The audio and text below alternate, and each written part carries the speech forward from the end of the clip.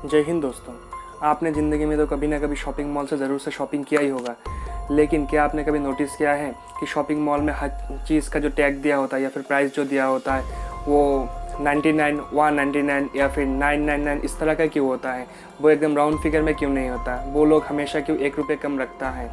तो फिर इस वीडियो में हम इसी के बारे में डिस्कस करेंगे। तो अगर आप भी इस चीज़ को जानना चाहते हो तो फिर हमारी इस वीडियो को आखिर तक देखते रहो। तो बेसिकली इस तरह के प्राइसिंग के पीछे मेनली 2 रीजंस होता है। पहला तो होता है कस्टमर को अट्रैक्ट करने के लिए और दूसरा होता है ब्लैक मनी। हाँ जी हाँ, ब्लैक मनी के लिए।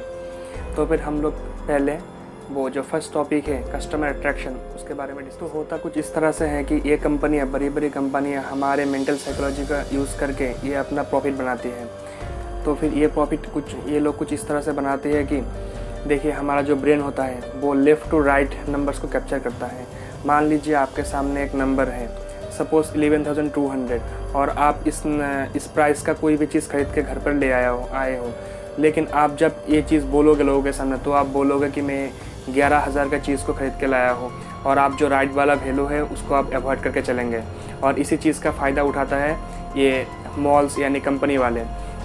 ये लोग अपना प्राइसिंग कुछ इस तरह से करते हैं कि देखिएगा, सपोज़ आपका बजट है 900, सपोज़ मान लीजिए आपका बजट है 900, लेकिन आप जब शॉपिंग मॉल में जाते हो कोई चीज़ खरीदने के लिए और उस चीज़ को देखते हो कि उस चीज़ पर टैग लगा हुआ है, सपोज़ मान लीजिए 999, मतलब कि 999, लेकिन आपका बजट है 900, तो आप सोचोगे कि ये जो 999 है ये वाला चीज़ तो मेरे लिए ही है, लेकिन इसमें 99 रुपीज़ ज़्यादा है।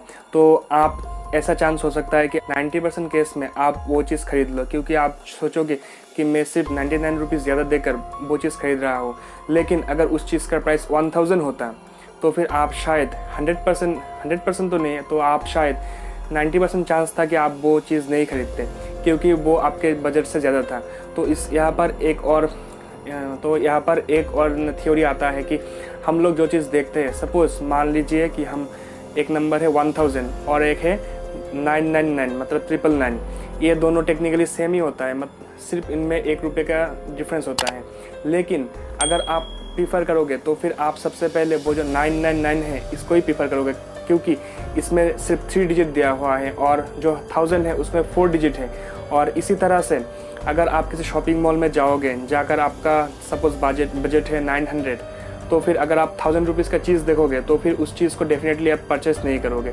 लेकिन अगर सेम चीज़ आपको 999 में दे दिया गया है तो फिर आप सोचोगे मैं सिर्फ 99 रुपीज़ ज़्यादा देकर ये चीज़ को पा सकता हूँ।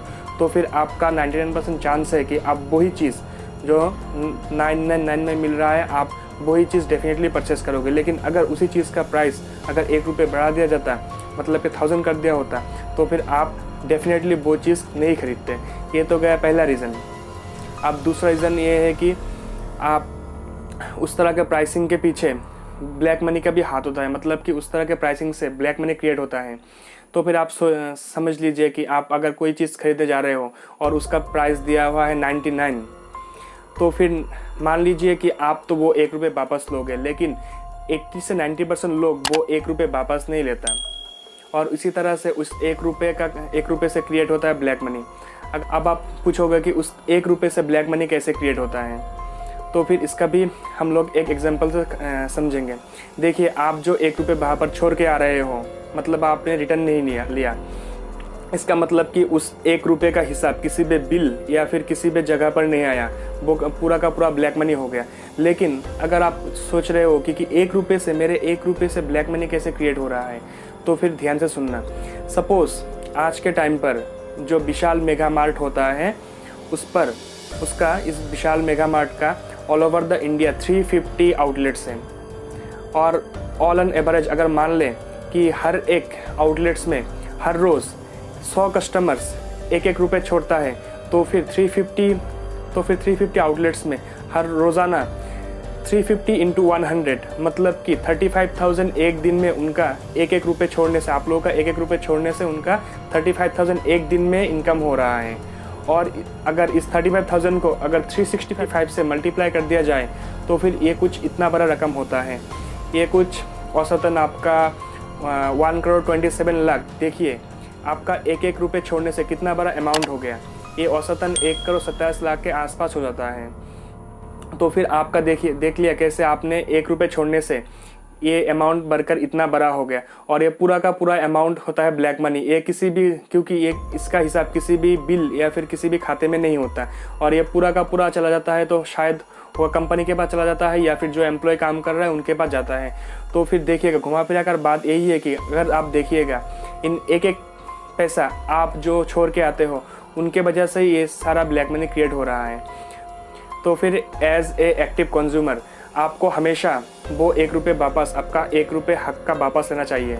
और आप जब घर आ रहे हो तो फिर उस 1 रुपये को आप किसी नीडी पीपल, मतलब कि किसी जिसको उसका ज़रूरत है उसे दे सकते हो, डोनेट कर सकते हो, और उससे उसका भी भला होगा और आपको भी मेंटली सेटिस्फेक्शन मिलेगा। तो फिर बेसिकली यही थे वो 2 रीजंस जिसके कारण बड़े बड़े कंपनियां और शॉपिंग मॉल्स अपने प्राइसिंग कुछ इस तरह से करता है और वो 1 रुपये छोड़ देता है ताकि मैक्सिमम से मैक्सिमम प्रॉफिट अर्न किया जाए। तो फिर कैसा लगा आपको आज का हमारा यह वीडियो? अगर आपको हमारा यह वीडियो पसंद आए तो फिर प्लीज़ वीडियो को लाइक करें, वीडियो के नीचे कमेंट करें, और हाँ, इसी तरह के वीडियोस हर रोज़ देखने के लिए हमारे चैनल को ज़रूर से सब्सक्राइब करें, और सब्सक्राइब करने के बाद उस बेल वाले आइकन का भी प्रेस करें। Thank you.